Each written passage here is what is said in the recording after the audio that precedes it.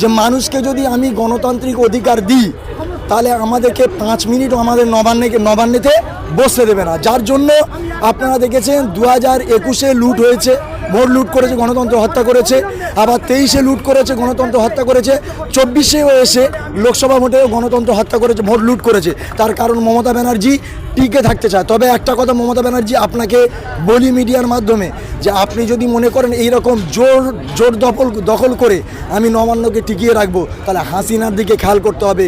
যে হাসিনা প্রধানমন্ত্রী হওয়ার পরেও সে আজকে বাংলাদেশ ছেড়ে ভারতে আশ্রয় নিতে হয়েছে। তাহলে আপনি চিন্তা করুন যে আপনি বাংলাদেশ থেকে এসেছিলেন, আবার আপনাকে এই বাংলা ছেড়ে আবার কিন্তু বাংলাদেশে চলে যেতে হবে, আপনাকে বলে দিলাম। তার কারণ হচ্ছে মানুষের কিন্তু দেয়ালে পিঠ ঠেকে গেছে। মানুষ আর চুপচাপ বাড়িতে বসে থাকবে না, কেন তার জলজমন্ত প্রমাণ আমরা সারা রাত জুড়ে দেখেছি। যেমন ছাত্র আন্দোলন হচ্ছে, তার সঙ্গে সঙ্গে আইএসএফ ব্যাপকভাবে লড়াই করছে নওশাদ সিদ্দিকীর নেতৃত্বে। যদি কোনো বাধা আসে কি করবেন? কিসের বাধা? এ দেশ আমাদের, এ দেশ আমাদের, এ বাংলা আমাদের। আমাদের বাধা দেবে কে? ওই চটিচাটা পুলিশেরা, যাদের আমাদের ভিক্ষায়, যাদের উর্দিটা গায়ে আছে, আমাদের ভিক্ষায় যাদের সংসার চলে, তারা আমাদেরকে রুখবে। পৃথিবীর কোনো ক্ষমতা নেই যে আজকের রাজপথে আইএসএফের কর্মীদের রুখবে।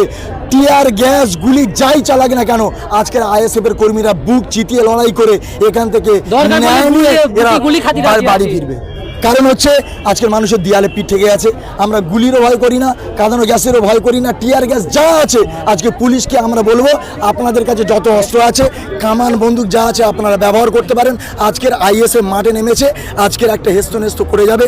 হয় আমাদের জীবন নিতে হবে, নয় আজকের আমাদেরকে সারা রাজ্য জুড়ে যে গণহত্যা হচ্ছে, এই গণহত্যা থেকে মানুষকে বাঁচাতে হবে, নয় আমাদের জীবন নিতে হবে। এটা আমাদের ফাইনাল।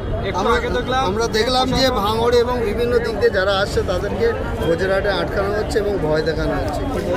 শুনুন, এর আগেও আপনারা জানেন যে ভাঙড়ে আটকেছিল, আটকাতে পারেনি।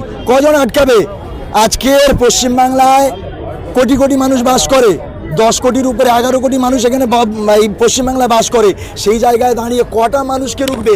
অনেকে ভাবছে তৃণমূলের চোর চিটিং বাজারে, তারা ভাবছে যে আমরা ক্ষমতায় আছি, মানুষ আমাদেরকে ভোট দিয়ে জিতিয়েছে, অর্থাৎ আমরা মানা করবো, কেউ আসবে না। এটা হতে পারে না। আপনারা দেখেছেন অলরেডি এখন পানি গরম হয়নি, মানুষ কত জড়ো হয়ে গেছে। একটু অপেক্ষা করুন, ও কোনো ভাঙর টাগর কিচ্ছু টিকবে না। সমস্ত বাধাকে অতিক্রম করে আজকের মানুষ শিয়ালদায় পৌঁছাবে। কত মানুষের জমায়েত হতে পারবে? আপনাদের কি করুন, আমাদের টার্গেট আছে যত কম করে হোক 50 লাখের উপরে লোক হবে, যত কম করে হোক 50 লাখের উপরে আজকের এই শিয়ালদায় জমায়েত হবে। আপনাদেরকে বলে দিই, আপনার যে এলাকা, সেই এলাকা থেকে কত মানুষ এখানে এসেছে? কি বলবো, আমি তো নিয়ে এসেছি। আপনারা হয়তো দেখেছেন কত বড় একটা র্যালি এখান থেকে শিয়ালদা স্টেশন থেকে নেমেছে, এবং এখনও পর্যন্ত আমাদের কর্মীরা আমাকে ফোন করেছে যে কেউ বারুইপুর ছেড়ে আসছে, কেউ একটু আগে আছে। যেহেতু আপনারা জানেন যে আমরা তৃণমূল এবং বিজেপির মতো কোটি কোটি টাকা দিতে পারি না, লাখ লাখ টাকা দিতে পারি না যে তারা গাড়ি করে আসবে, বিরিয়ানি দেবো তারা আসবে। ট্রেনে আসতে হচ্ছে, ট্রেনের টাইম অনুযায়ী আসবে। ট্রেন তো আর আমাদের মুখের দিকে তাকিয়ে থাকবে না, অর্থাৎ ট্রেনের মুখের দিকে আমাদেরকে তাকিয়ে থাকতে হবে। অর্থাৎ একটু অপেক্ষা করুন, হাজারে হাজারে মানুষ আসবে। শুধু কুলপি ঢোলা থেকে হাজারে হাজারে মানুষ এখানে অলরেডি জমায়েত হয়ে গেছে, আরও হাজার হাজার মানুষ এখানে জমায়েত হবে। কটা থেকে বেশি শুরু হবে? আমাদের টার্গেট ছিল 1টা থেকে আমরা মিছিল শুরু করব। এই চারিদিকে ওয়েদার খারাপ আছে, মানুষ অনেকে বের হতে দেরি হয়েছে, তার সঙ্গে সঙ্গে ট্রেনেরও ব্যাপার আছে, যার জন্য ঠিক সময় মতো মানুষ এসে চলে আসবে। আমাদের টার্গেট আছে 1:30টার মধ্যে আমরা র্যালি ছেড়ে দেবো। একটু আগে দেখলাম আপনাদের মিছিল চলছিল, সেই মুহূর্তে প্রশাসন এসে সেই মিছিল বন্ধ হয়ে যায়। কি প্রশাসন কি আপনাদের সঙ্গে অসহযোগিতা করছে? হ্যাঁ, ব্যাপারটা হচ্ছে কিছু কিছু মানুষের দেখবেন একটু অ্যালার্জি থাকে ঝগড়া করার। গ্রামের কথা বলছি, কিছু কিছু মানুষের অ্যালার্জি থাকে যে সারাদিন কারোর সঙ্গে যদি ঝগড়া না করে তার ঘুমও হয় না, খাওয়াও হয় না। অর্থাৎ এই রাজ্য সরকার এবং এই রাজ্য সরকারের চটিচাটা পুলিশেরা প্রত্যেক দিন যতক্ষণ না পর্যন্ত আইএসএফের কর্মীদের একবার কাটি লাগাবে, ততক্ষণ না পর্যন্ত এরা ঘুমাবে না, ততক্ষণ না পর্যন্ত এদের খাওয়া হবে না। অর্থাৎ আমরা শিয়ালদায় পৌঁছে গেছি, ওরা ভয় পেয়ে গেছে, ওরা জানে যে আইএসএফ মাঠে নেমে গেছে, কিছু একটা হবে। যার জন্য ওরা চাচ্ছে যে কোনো মূল্যে এই মিছিলটাকে আটকাতে হবে, মিছিলটাকে কোনো রকমভাবে ধ্বংস করে দিতে হবে, যাতে মিছিলটাই ছন্ন ছাড়া হয়ে যায়। এই জন্য পুলিশ আমাদেরকে ডিস্টার্ব করছে।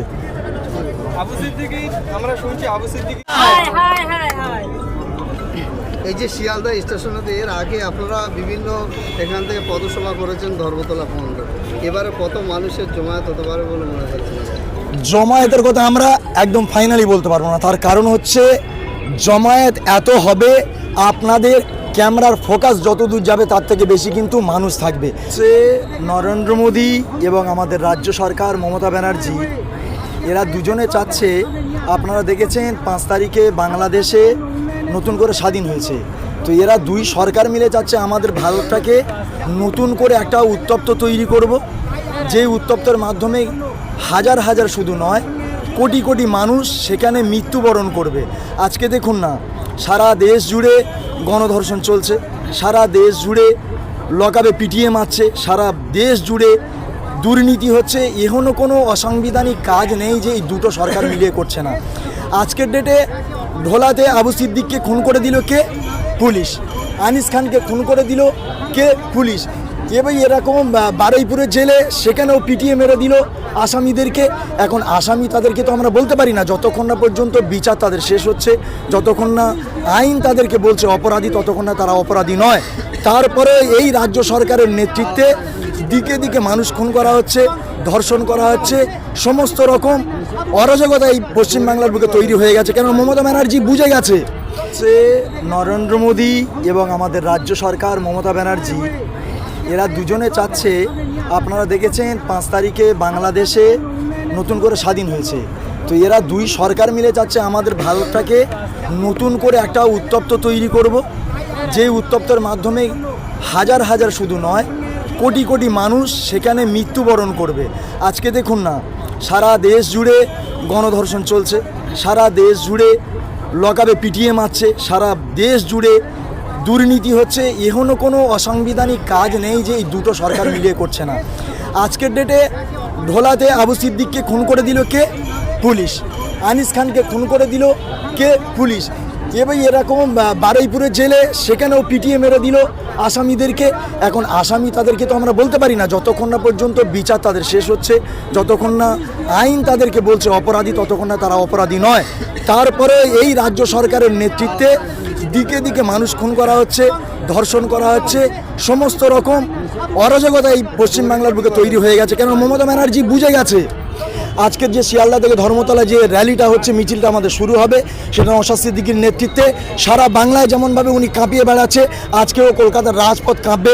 আজকের কলকাতা বুঝতে পারবে যে আজকের কিভাবে মানুষের ঢল নেমেছে, নওশাদ সিদ্দিকী কী বার্তা দিচ্ছে। আজকের কলকাতার রাজপথ দেখবে এবং মানুষও দেখবে। এই যে শিয়ালদা স্টেশনেতে এর আগে আপনারা বিভিন্ন এখান থেকে পদসভা করেছেন ধর্মতলা পর্যন্ত, এবারে কত মানুষের জমায়েত হতে পারে বলে মনে হচ্ছে?